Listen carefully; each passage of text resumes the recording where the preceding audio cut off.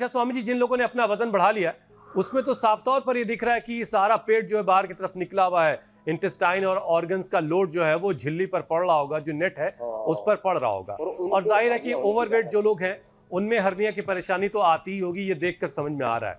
तो हर्निया से बचने के लिए वजन भी कम हो, ये बहुत जरूरी है।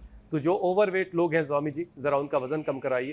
धरती माता भी थोड़ा सा बता देते हैं। परसों में मिल रहा था एक सुशीला माता, लगभग 1 क्विंटल की हो गई थी। तो मैंने बोला भाई ऐसे 100 से 1000 बार तक करो। उसने 1200 बार तक किया, लौकी कल्प किया, और घुटनों में दर्द था, कमर में दर्द था, और भी उम्र के साथ बीमारी हो जाती है। अब 70 साल में जवान बेटी जैसी होगी, पूरी फ्लैक्सिबिलिटी, और घुटने भी रिपेयर हो गई, कमर भी रिपेयर हो गई, और वजन ठीक हो गया।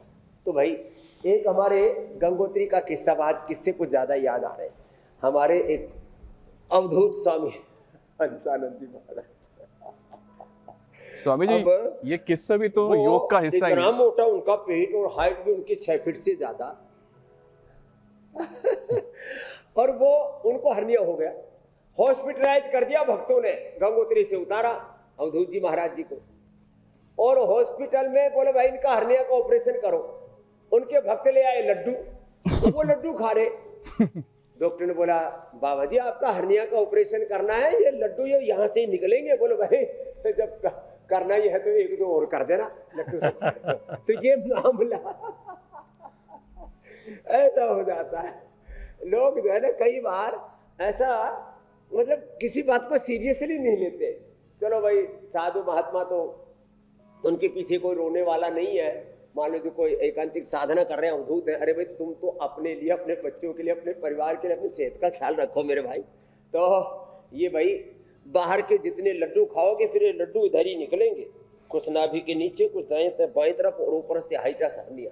सभी प्रकार के हर्निया के लिए जरूरी है वेट को कंट्रोल रखो। इसके लिए 2 अभ्यास तो ये हो गए, मेदो हर वेट को हो गया। लौकी की सब्जी सबसे अच्छी है, निर्दोष, वात पित्त कफ त्रिदोष, कोई भी चीज नहीं बढ़ती उससे। लौकी का सूप या लौकी का जूस जिनकी पित्त की प्रकृति हो, लौकी का प्रयोग ज्यादा करें, और एकदम से अनाज नमक मीठा गरिष्ठ चीजें कम कर दें। एक तो बैठ करके त्रिकोणासन चक्रासन, लेट करके दोनों पैर से नहीं हो पाएगा, ज्यादा भारी है तो एक पैर, अर्धलासन, पादवृत्तासन, द्विचक्रिकासन, ऐसे लगातार करें। अच्छा स्वामी जी, जो लोग वजन घटा रहे हैं फिर योग, और वो लड्डू के खाओ भी है, तो फिर तो एक तरफ से घटा रहे हैं, एक तरफ से उसको फिर से बढ़ा ले रहे हैं। जी मेरे भाई, तो उनके लिए वो जो भैंस के बच्चों को पहनाई नहीं जाती मुंह में एक जाली सी, इनपुट आउटपुट बराबर कर दे रहे हैं। उस जाली को क्या कहते हैं जो भैंस के बच्चों को पहना दी जाती है मुंह में? छीका बोलते हैं उसको। वो छीका उनके मुंह में लगा देना चाहिए।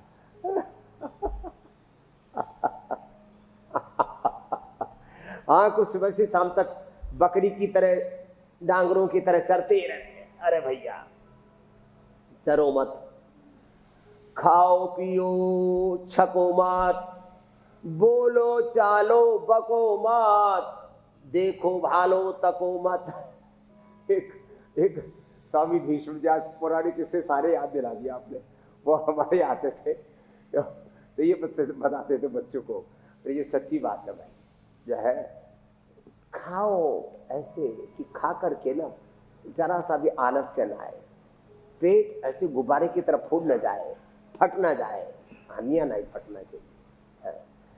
तो ऐसे जीवन को ना मर्यादा में देना पड़ेगा। इसलिए योग का पहला ही सूत्र मेरे भाई हुसैन जी, अथ योगानुशासनम, युक्ताहार विहारस्य युक्त चेष्टस्य कर्मसु युक्त स्वप्नावबोधस्य योगो भवति दुःखहा। ये है असली बात। तो देखो ऐसे ये तो भाई अपने आहार में नियंत्रण, युक्त आहार, युक्त विचार, युक्त वाणी, युक्त व्यवहार, युक्त स्वप्न, युक्त जागरण, उठना बैठना सोना जागना खाना पीना जीना अनुशासन के साथ। डिसिप्लिन इज लाइफ, डिसिप्लिन, हर काम में डिसिप्लिन। और फिर अपने उस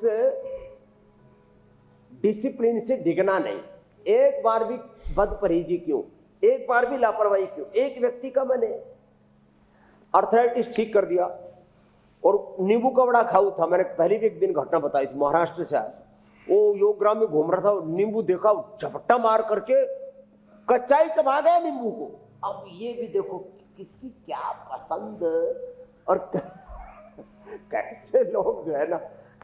अब अर्थराइटिस ठीक किया था, दौड़ने लग गया था, अगले दिन ठोड़ बैठ गया खाट में।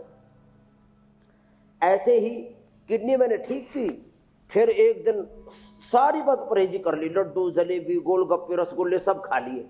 फिर बोले जी अगले दिन से कुछ गड़बड़ हुआ, फिर जो क्रिएटिनिन 8-10 साल जो 2 पर आ गया था, वापस फटाक से ऐसे एकदम से स्पार्क किया कि पहुंच गया वापस 5 पर।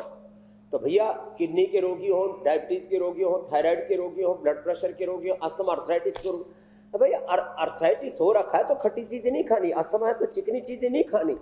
उसने पेल दिया पूरा घी पे आइसक्रीम, और फिर अरे बाबा जी मरूंगा। अरे मरेगा तो भाई बद परहेजी मत कर, सब चीजें सबके खाने के लिए नहीं होती। और एक बात अंतिम, फिर आप आगे ले लेना, जो आपको अच्छा लगता है, अच्छा लगना तो ये तो मन का पूरी बेईमानी या तुम्हारी आदतों पर निर्भर करता है। अच्छा जो लगता है वो नहीं खाना पीना, वैसा नहीं चाहिए। जो आपके लिए अच्छा होता है, एक होता है अच्छा लगना। अब जो नशा करते हैं उनको नशा बहुत अच्छा लगता है। अच्छा लगने और अच्छे होने में फर्क है। चाहे वो नशा है, चाहे वो दाल रोटी सब्जी क्यों ना है, घी दूध ही क्यों ना है। मतलब ये हुआ स्वामी जी की जो चीज अच्छी है वो याद करें, वो जरूरी नहीं कि आपके लिए भी अच्छी हो, वो डिपेंड करता है पर्सन टू पर्सन, वो वेरी करती हैं चीजें। लेकिन वजन काबू किसी और के लिए अच्छी है, वो तो आपके लिए अच्छी नहीं हो सकती। वजन को काबू में करना ये हर किसी के लिए अच्छा है और हर किसी के लिए जरूरी भी है।